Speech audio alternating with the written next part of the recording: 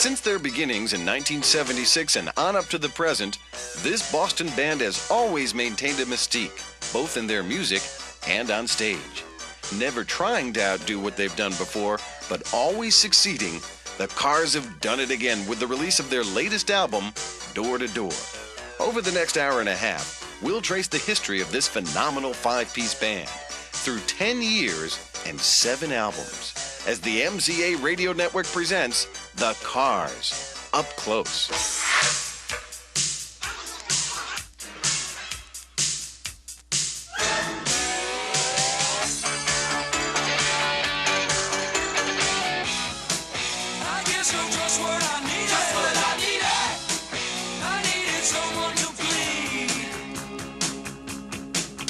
Bassist Ben Orr. I've changed instruments according to how much I wanted to keep playing. Some bands in town didn't need a drummer, so I started playing rhythm, and some didn't need a rhythm, so I started playing bass. Some didn't need any of those, so I started playing with keyboards, which I'm not very good at, but I fake it. I need you so.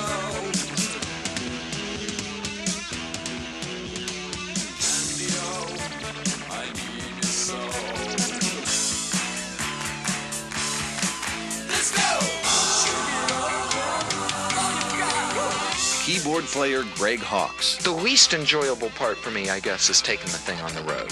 I mean, because I'm really sort of a studio rat, I guess. And for me, that's where the creativity really comes into play. You know, that's where things sound best to me. It keeps coming up you again.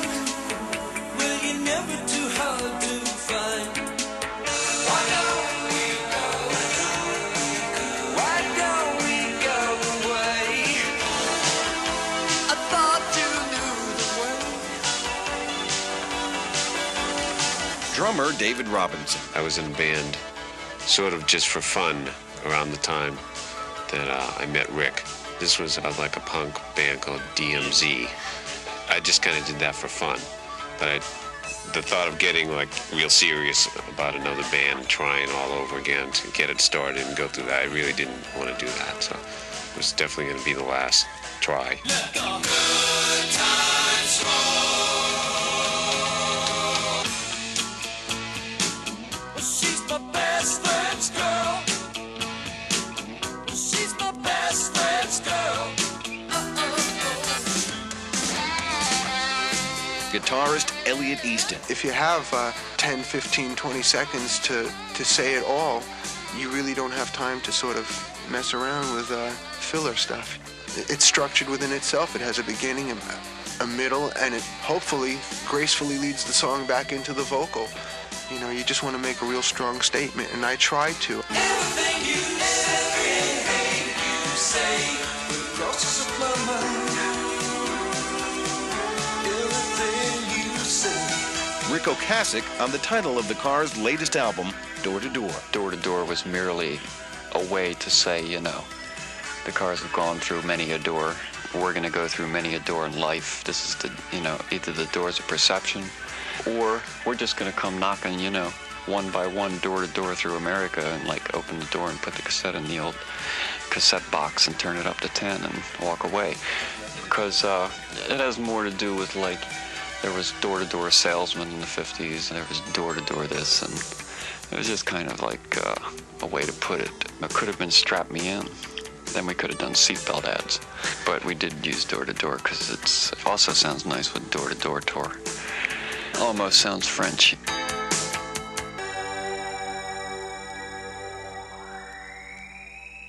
You Are the Girl from the Cars' latest album, Door to Door. Hi, I'm Dan Neer. The beginning of the Cars can be traced back to the early 1970s when Rick OCASEK met Ben Orr. For several years, the two played together as a duo or in various bands. But before long, both found the need for a more conducive musical environment, and they moved to Boston. With a wealth of musical talent to choose from, Rick and Ben put together a series of bands until finally, with the addition of guitarist Elliot Easton, Captain Swing was born. Here's Elliot. Prior to Captain Swing, there was a band called Richard and the Rabbits, which consisted of Rick, Ben, and Gregg. And Gregg went off to become a Fabulous Furniture with Martin Mull. What happened with Captain Swing is kind of interesting. We decided to come to New York and play a showcase at Max's. Anyway, they kind of sobered us up real quick. They were very critical of the performance and, just tore it apart. So we went back to Boston with our tails between our legs and kind of rethought it, decided to change some personnel and change some of the concepts of the band, make it more refined, more concise, tighten it up, change the name. Keyboard player Greg Hawkes rejoined the band, along with drummer David Robinson, and Captain Swing became the Cars. The band's popularity quickly grew as they began playing the local clubs, and their first big break came when a Boston radio station started playing their demo tapes. Rick OCASEK. Just what I needed. It was, one of those situations where people phoned in and requested it a lot. In fact, so much so that it just became their #1 cut. I think that it sort of got reported, in some of the trades and tip sheets that it was the #1 cut. And it wasn't until then that when record companies started reading the trades and finding out that there was a tape on the air that was #1, that's when they came around screaming. Because of the Cars' soaring popularity, it wasn't long before the record companies started to seek out the band. Drummer David Robinson. We had, 3 or 4 record companies interested in it. We had kind of narrowed it down to 2 serious ones, and they must have both come to the same gig or something, and when one saw the other, they knew that something was going on, so they got real crazy, and they kind of divided the band into 2 factions, the Company A and the Company B. We did wind up in the same only all-night restaurant in Boston at the time, right next to them, at the table right next to them. That was funny. They made some witty remarks. We just wanted to eat, probably. We were probably starving. We needed a record company dinner. But it was more than just a record company dinner that the Cars received that night. A recording contract was offered too. Their first album was recorded and mixed in less than a month. The Cars were on their way. You're all I've got tonight from the Cars' first album titled The Cars. Rick OCASEK, for one, was a little surprised at the band's newfound success. It's funny how we didn't know really about anything we were doing, except that we were kind of a club band that did our own material.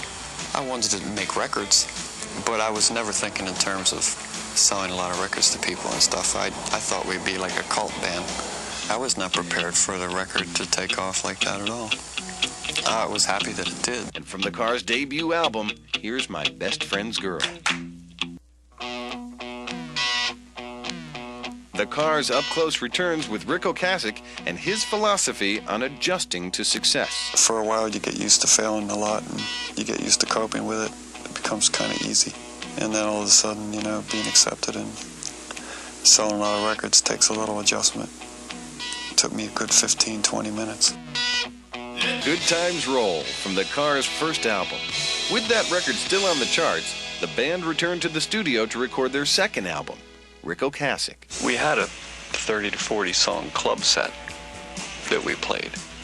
So when Candio came, there were some new songs written, but a lot of them were from, just that ones we wouldn't have done on the first album because we couldn't put that many on a record, but we would have used them if we selected the 9 or 10 for the first record, and then the next one was probably 7 of the songs were probably already done. So it wasn't really a big pressure, plus the fact that I, never considered it a pressure to live up to a prior project. I always felt that it was, uniquely different in itself and not necessarily related to any of the others. Let's Go from Candio, released in 1979. No longer having to tour as an opening act for other bands, the Cars embarked that summer on their first full-fledged headlining tour, Rick OCASEK. The first tour was long and grueling, and it was, in some places, still small clubs. It didn't get to the large venues for a couple, at least until Candio or Panorama. The Cars' first 2 albums were big successes. Panorama, by contrast, was not well accepted by the public. fans wondered at the anger and intensity of Rick Ocasek's lyrics and music. But Rick was adamant about the new direction of the Cars' sound. He was not prepared to stagnate musically. 2 songs from Panorama were the basis for the Cars' first venture into video, the title track and Touch and Go. Touch and Go with a sizzling guitar solo from Elliot Easton. When the Cars' Up Close continues, the band shakes up a little magic and then drives on into Heartbeat City. Slowly but surely, Panorama went on to sell over 1 million records. In support of the album, the Cars toured America and Japan. Upon returning to Boston, they decided they needed to build their own recording studio.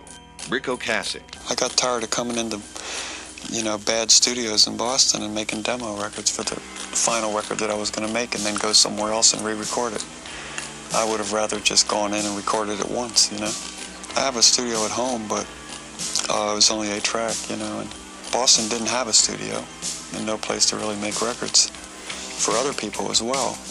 And since I was going to stay here, I wanted to have it. One of the first projects out of the studio was the Cars' 4th album and title track, Shake It Up. Shake It Up, a song that reached number 4 on the charts, higher than the Cars had ever been before. For their follow-up album, Heartbeat City, the Cars changed producers and moved to England to record it. Rick Ocasek. The reason that we did go to England was to get away from the distractions in Boston, our hometown, and just for an environmental change and for inspiration. You might think, from Heartbeat City, you might wonder where keyboard player Gregg comes up with some of the humorous sounds he uses on Cars songs. Gregg explains about his days with comedian Martin Mull. For me, it was like being involved with like a whole other side of show business that has nothing to do with like what the Cars do or with what I was used to doing. It also gave me a chance to play more of my like little novelty instruments. I used to play like clarinet, saxophone, flute, a little bit that, and then I'd also get to play like some little xylophones that I bought at Woolworths and, like slide whistles, harmonica. So, I've always loved, like, novelty instruments. The Spike Jones influence. Rick Ocasek talks about the beautiful ballad, Drive. Ben sang that song, Drive. If you would take all the parts away and have the keyboard, drone, organ, and have the lead vocal, that's what Drive would have been when it was demoed. It's not very much more complex than that on the record. However, it might sound more lush, but it's actually very simple. I mean, the parts and things. I would have never thought that was a single when I wrote it. David Robinson and Ben Orr. It had more of a Latin beat to it in the beginning. The very beginning of Drive, yeah. We changed that around to straighten it out a bit. Oh, it was great. It had like kind of like a cha-cha, but it worked great against, the like slow, open melody. Gave it this really weird tension.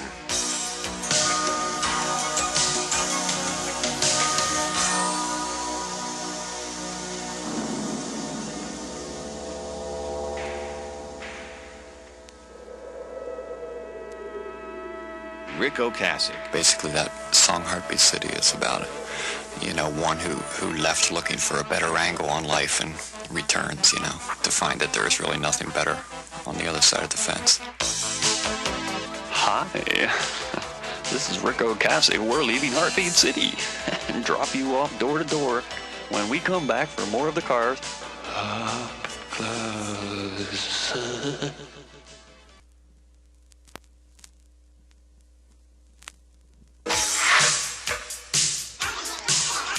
Welcome back to the Cars Up Close. I'm Dan Neer. Heartbeat City became the Cars' best-selling album to date and was nominated for no less than 5 Grammy Awards.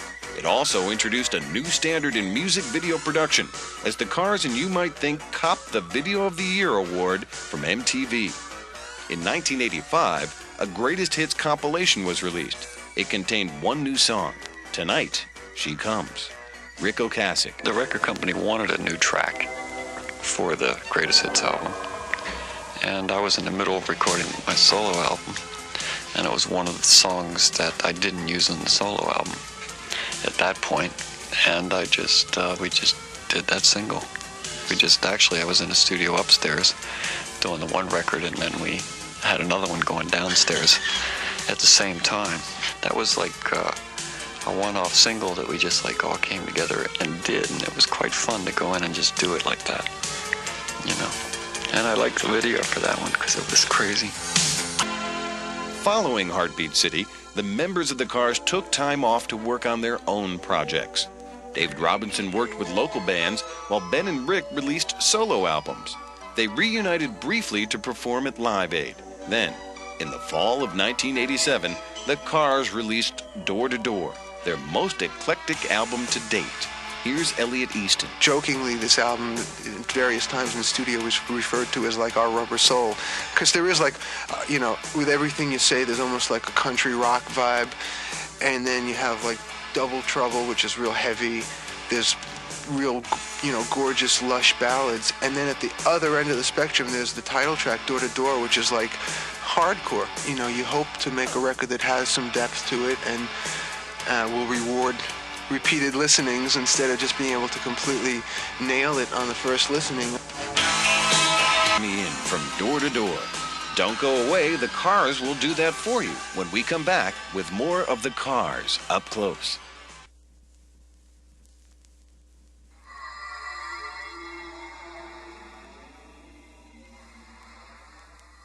Rick OCASEK on Go Away. It's funny because it used to be, why don't you go away? And then I changed it to, why don't we go away? I changed my mind in the middle of it. Instead of getting rid of it, I'd rather go with it. And I was just trying to think of escaping, actually. Escape from what? I don't know. There's nothing to escape from, and there's nowhere to go. So it's no real escape. They give you enough to live on, but never enough to escape. Rick talks about the gloominess of writing a fun song like Door to Door. Well, nothing's fun for me. So, my reputation, no fun, all gloom. I'm the king of gloom, they say. So, but that was like just a spilling of the guts for a while, a moment of, comic awareness. Rick OCASEK. I can be comfortable alone with, things that I'm working on. I don't really work in a free space like with, a lot of people meandering about. In things like writing, I do pretty much alone, but when it comes to the more social parts of it, I'm as sociable as the next guy. And if you want to see Rick and the rest of the band being sociable, you'll find them playing on the following dates in September. Saginaw, Michigan, the 17th. Battle Creek, Michigan, the 18th. Denver, Colorado on the 21st. Provo, Utah on the 23rd. Portland, Oregon, the 25th. Seattle, Washington on the 26th. Reno, Nevada, the 29th. And Sacramento, California on the 30th. The Cars pull into Los Angeles in the beginning of October. We would like to thank Jeff Kramer and Tracy Weiner of Lookout Management, and Sherry Ring Ginsburg, Brad Hunt, and Tom Courting from Electra Asylum Records. The Cars Up Close was produced in New York by Near Perfect Productions as an exclusive presentation of the MCA Radio Network. The producers are David Bales